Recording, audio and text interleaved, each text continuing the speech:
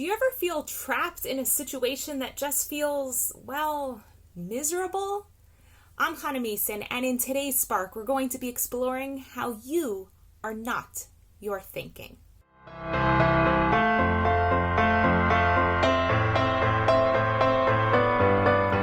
I happen to have this absolute love of children and young adult literature, and thank you very much to Leah Chesed, who has lent me this book, actually a whole series of Sharon Creech's books that I'm really enjoying. I really like her writing. I think she's a phenomenal storyteller, and she's telling stories that live a little bit more in the world of magic, and she also tells stories that are much more just like in the regular world. And this book, Absolutely Normal Chaos, is about a girl who's, gosh, I can't remember her name. What is her name? Mary Ann or Beth Ann or something? Mary Lou. And this entire book is her journal. So we're really getting to see all of her thoughts. And as I was reading yesterday, I was like, oh my gosh, this is a perfect example for the video that I want to make tomorrow. All about how you are not your thinking. Because Mary Lou is in a situation where she's 13 years old and her best friend is going out on her first date and is kind of showing off a little bit about it and is very gaga over this boy. And at the same time, her older sister is all excited about another boy, and she's also got a date. And so there's Mary Lou with no date and feeling a little bit uncomfortable. And what does she say? She says, even though our house was full of people all day, I kept having this lonely feeling. It was really strange. I'll probably never have a date. I'll probably go on watching Maggie and Beth Ann be all sloppy over boys, and I'll probably wake up one day and be 75 years old in my wheelchair with drool running down my chin, and I would still never have been on a date. Now, I happen to absolutely love this passage because I think it's what all of us do in our minds. We don't just believe a thought in a vacuum, like, I'll never have a date. We then proceed to produce all sorts of evidence to support that idea, and oftentimes create a whole film in our minds about the future of what's going to unfold because of this reality that we've totally made up. She's 13 years old. She has no idea whether she's ever going to have a date, and it just so happens that by the end of the book, she comes to actually have a date with a boy who she really likes. And that's like the even funnier part, right? So I want to go into this idea that we are not our thinking. So as she's writing this, I'll probably never have a date. She doesn't think she's exploring an idea or trying on a belief for size. She actually believes that she's writing fact. And we do this all the time. We believe that our thoughts and our thinking aren't just facts. We think they are a part of who we are. This is something that Eckhart Tolle talks a lot about. He says the ego is made up of a number of elements. We have all of our stories of our lives. We think that's part of who we are. We have all of the identities we've picked up. Like for me, it would be like mother, daughter, life coach, tour guide, whatever it is. And then we have the thoughts that we collect around us and the stuff that we collect around us. Now, the Hebrew language is really, really helpful in this regard because in the Hebrew language, the word for thing is davar. And the word for thought is also davar, right? The word davar either means a word or a thought.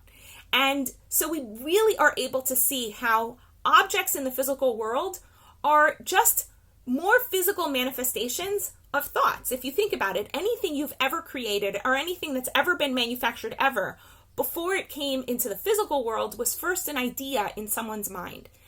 So we surround ourselves. We've all seen the people who surround themselves with like 50 million Ferraris, or you might surround yourself with Beanie Babies or books or all of your possessions or whatever it is. But you also surround yourself with all sorts of thoughts and ideas that you think are also a part of your identity. And just like you can see how a natural disaster might destroy someone's physical things and they might really feel distraught about it, when somebody questions your thinking, you might also feel just as distraught, like actually threatened to the point of being willing to engage in warfare. And Eckhart Tolle actually says that this is why wars happen, because one person believes a thought and another person believes an opposing thought. And both people feel so threatened by each other's ideas that they're willing to kill for them.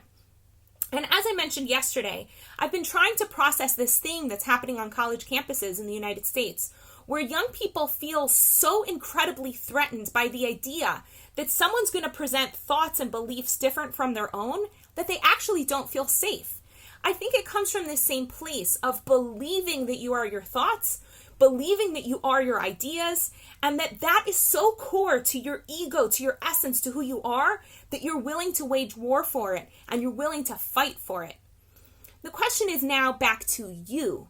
What are the thoughts that you hold so dear that you are willing to die for them? But even bigger, what are the thoughts that you hold so dear that you're having little deaths for them all the time, even now?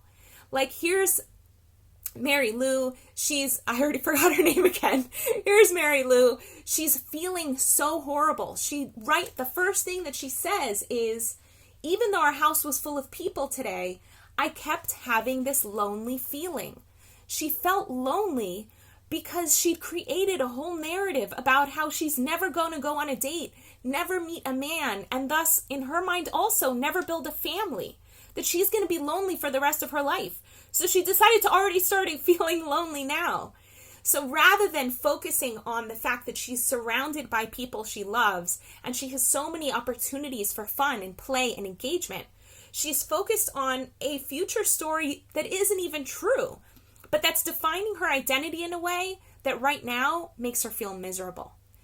So for you, look at all of those places where you have thoughts that just make you feel yuck. They make you feel lonely. They make you feel sad. They make you feel angry and frustrated.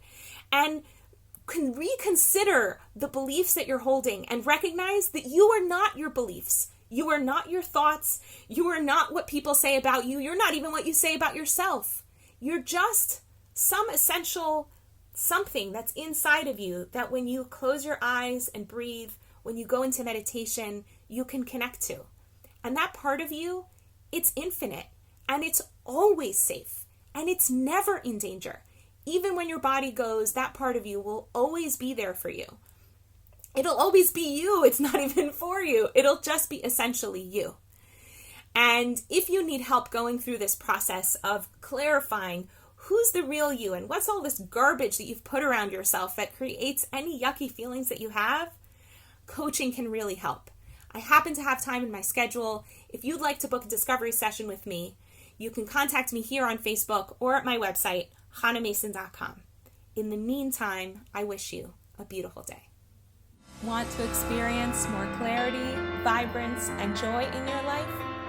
Book a discovery session with Hana at hanamason.com/joy.